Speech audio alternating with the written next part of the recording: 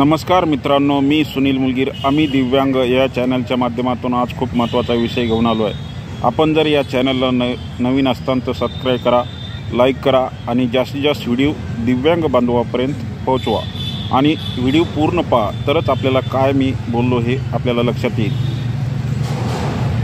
आजचा विषय असा आहे, आलोकियम कंपनी आहे दिव्यांगांना स्वयंचलित सायकल वाटप करत आहे.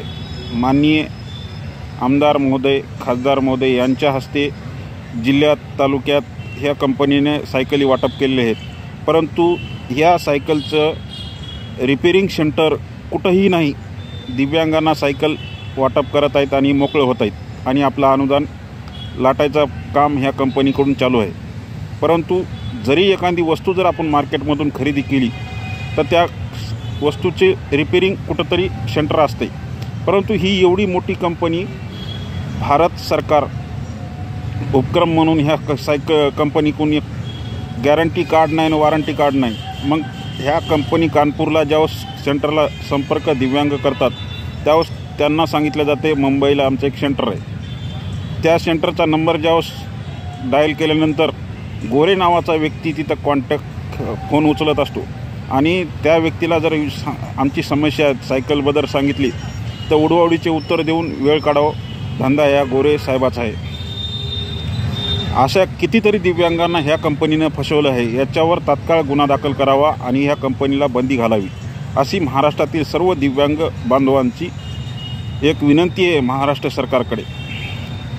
कारण ह्या कंपनीने जाणून बुजून अशा बोगस सायकली तयार करून दिव्यांगाच्या आम्ही वाटप केलं म्हणून एक चुत्या बनित आहे दिव्यांगांना.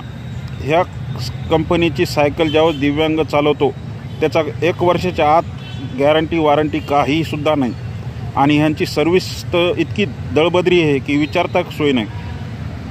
आता काही दिवसापूर्वी असं लक्षात आलं की DDRC मार्फतसुद्धा ही कंपनी दिव्यांगांना सायकल वाटप करत आहे आणि बोगस अनुदान लाटत आहे.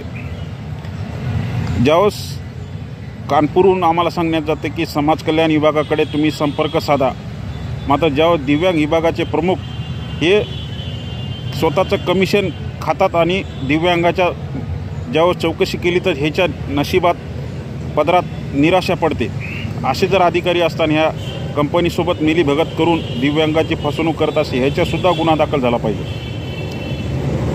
कारण ह्या कंपनीकडून सायकल वाटप झाल्यानंतर किती दिवसात तुमच्या बॅटरीची गॅरंटी वॉरंटी काहीसुद्धा माहीत नाही. मग हे गोरे नावाचा व्यक्ती फक्त सेंटर कशासाठी चालवतो आहे? पक्षी पैसे गोळा करण्यासाठी का दिव्यांगाची फसवणूक करण्यासाठी? तात्काळ ह्याच्यावर या कंपनीवर कायदेशीर कारवाई करावी ही सर्व महाराष्ट्र दिव्यांग बांधवांची मागणी आहे. आपल्याला जर व्हिडिओ आवडला असला तर नक्की आपल्याला कॉमेंट बॉक्समध्ये काय आपल्या प्रतिक्रिया असतील ते नक्की कळवा. धन्यवाद.